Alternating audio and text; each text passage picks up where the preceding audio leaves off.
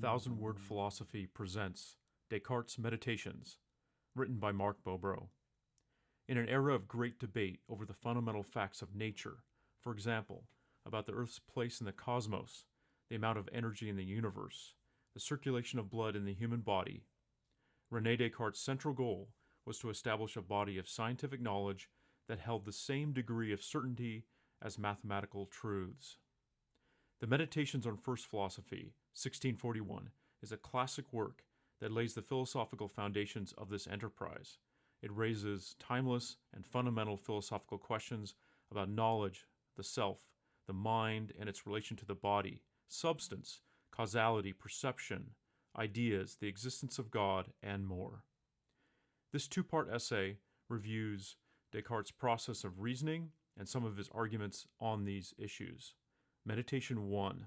Skepticism and the Method of Doubt. Descartes begins by reflecting on the unfortunate fact that he has had many false beliefs. He sets out to devise a strategy to not just prevent having false beliefs, but, more dramatically, to ensure that scientific research reveals truth, not error. To avoid any false beliefs, his strategy is to doubt any belief he has that could be false or that he could be mistaken about. His senses have deceived him before, so they could be deceiving him now. So he rejects all sensory-based beliefs. He reasons that if an alleged source of knowledge is sometimes deceptive, then it could always be deceptive, and so it should be rejected to find beliefs that cannot be false. He realizes that if he were asleep and dreaming, many of his beliefs would be false. For example, if he were dreaming about walking somewhere, his belief that he is walking would be false. Since he cannot ever tell if he is dreaming or not, this is further reason to doubt any beliefs from the senses. Dreams appear the same as genuine experiences that cannot be distinguished. He also realizes that he could be mistaken even about dreams that seem clearly true to him, whether awake or dreaming. For example, that bachelors are unmarried. He could be mistaken even about such beliefs, because he could be being deceived by some evil genius or even God. This is possible, and he cannot show that this is not his actual situation. Since Descartes wishes to reject any belief that could be false, that he could be mistaken about, he rejects even these beliefs. The sciences, however, rely on beliefs not only about the physical world, but also about mathematics. And by the end of Meditation 1, Descartes is tempted to rid himself of the desire to acquire knowledge altogether. Meditation 2. The essence of the human mind. In an epistemological epiphany, Descartes notices that one of his beliefs cannot be doubted and is therefore certain. I am, I exist, is necessarily true each time that I pronounce it or that I mentally conceive it. Descartes simply recognizes that he exists as long as he is thinking. This is true even when he's dreaming, and even if he were deceived by an evil demon or even God. Whenever there are thoughts, those thoughts and their thinker exist, even if those thoughts are within a deception. This is the cogito, as it is given in the Meditations. So Descartes knows that he exists, but what kind of thing is he? He can conceive of himself existing without a body, but cannot conceive of himself existing without thought. So he must be a thinking thing, something doubting, understanding, affirming, denying, willing, imagining, and feeling. Descartes takes this to mean that he is essentially a mind and not a body. How does the cogito escape the net of doubt cast in Meditation 1? Descartes says that judgments about his own thoughts are entirely unproblematic.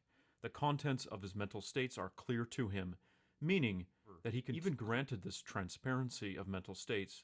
How does he know that there is a single entity that is the subject of all of his thoughts? Descartes asks rhetorically, am I not the same who now doubts nearly everything, who still understands something, who affirms that this one thing is true? His unstated answer is that he is a single entity that endures over time. Meditation 3. The existence of God. Being a thinking thing, Descartes knows that he has ideas. He notices that one of these ideas is the idea of God, that is, something eternal, infinite, all-knowing, all-powerful, all-good, and the creator of all things. But where did he get this idea of God, a perfect being? Did he invent it? Did it come from other people? No. His idea of God could only have come from God. According to Descartes, a cause must be at least as real or perfect as its effect. The idea of God, however, represents much more reality and perfection than the idea of himself or of anything else. There's only then one possible cause: God. So God exists. This is Descartes' causal argument for God's existence. However, God might be a deceiver. God could have made Descartes have many false beliefs. That's possible. How then can Descartes be sure that he can trust any of his beliefs besides the belief of his own existence?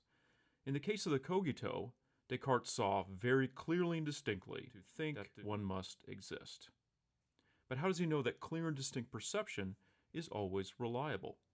For example, how does he know that triangles have three sides if there's an evil demon deceiving him? He now realizes that there is no way that an all-good being would make it so that when he clearly and distinctly thinks something to be true, that it wouldn't be true.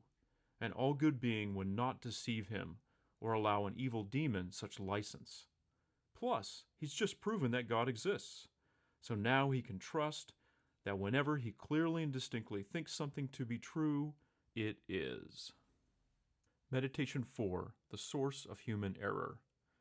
Descartes argued in Meditation 3 that since God exists, most of his beliefs are true, even those that aren't clearly and distinctly perceived, since God wouldn't allow him to be routinely deceived. But of course, he sometimes is in error. The problem is to account for his errors of judgment without assuming that his ability to judge is hopelessly defective. Descartes solves this problem by arguing that whenever he makes an error in judgment, it's not God's fault, but his own. He has the ability to believe something even when there's the intellect, the ability to know, and the will, the ability to choose. However, the will can easily be abused, for while his intellect is limited, it lacks clear and distinct perceptions of many things, his will is not limited. It can affirm and deny even on the basis of insufficient evidence. The best course of action in such cases is to simply abstain from judging. God is hardly to blame for such error, rather it's the misuse of our wills. Meditation 5, the essence of physical things. Descartes then defends a theory of essences that is intended to provide a foundation for scientific research. He has many ideas of things that may or may not exist outside his mind.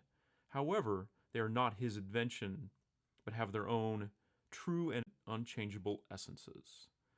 For example, he imagines a triangle, which may or may not exist, but does not the triangle of his mind's eye have an essence that is true and unchangeable? Importantly, it is not invented by him. Every triangle he imagines will necessarily share certain properties. For example, its three angles will equal two right angles.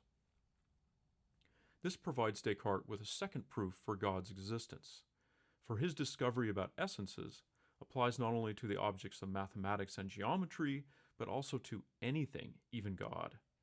As long as he clearly and distinctly perceives a property of God, that property must actually belong to God. One of those properties is existence. Therefore, God exists. This is Descartes' ontological argument for God's existence. Meditation 6, the existence of physical things and substance dualism. All that remains for Descartes is to demonstrate that the external world of physical things exists and that the mind and body are independent substances capable of existing without the other. Descartes argues that it is possible that physical things exist. Since he clearly and distinctly perceives the true and unchangeable essence of physical things, extension, divisibility, etc., he infers that there is some reason to believe that there are things that actually possess this essence. The existence of physical things is also suggested by his imagination, for its contents depend on something distinct from himself. most likely physical things. That is, the best explanation of how imagination is possible includes the existence of physical things. But what is Descartes' proof of the existence of physical things? He speaks of the ideas that seem to come from his senses. For instance, he has a head, hand, and all the things that make up his body, and perceives pain and pleasure in his body. He perceives heat, texture, light, sound. All of these things help him to distinguish the sky, the earth, and all bodies from one another. Now, it makes sense that his sensory ideas were caused by things distinct from his own thought, since his experience is that these ideas were not controlled by him and were very lively and vivid. That is, his ideas were produced by bodies existing outside of him. How can Descartes really know that his sensory ideas were produced by physical things? He says that there are three possible answers: himself, God, or some other higher being, or physical things themselves. Descartes rejects the first, since the ideas in question are produced without his cooperation and often against his will.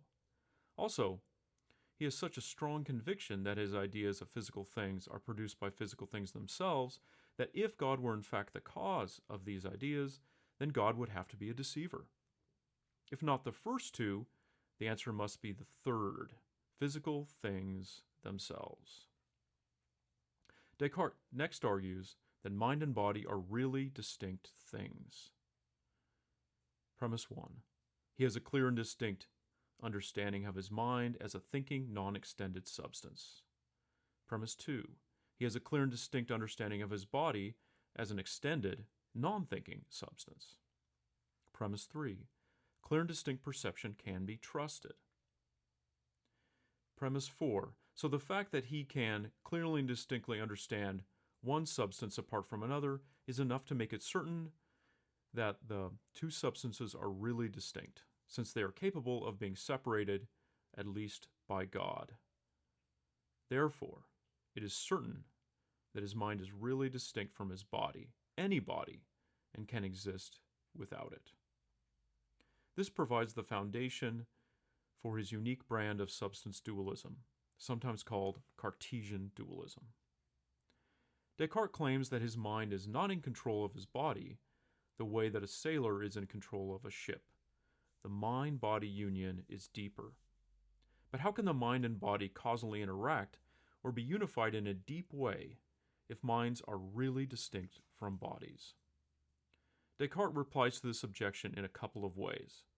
First, the brain is the interface between mind and body, and perhaps within the brain it is the pineal gland. Second is an argument by analogy. We know that magnetism actually occurs. Oppositely charged particles attract. But what is it exactly about oppositely charged particles that causes this attraction? We know that magnetism occurs, but we can't really explain how it does. Just as we know that the mind and body interact, but cannot fully explain how. Conclusion. Descartes' time was punctuated not only by debate over the fundamental facts of nature, but also about the correct methodology for answering such questions. While the Meditations on First Philosophy does not offer answers to such scientific questions, it does defend the correct methodology for answering them.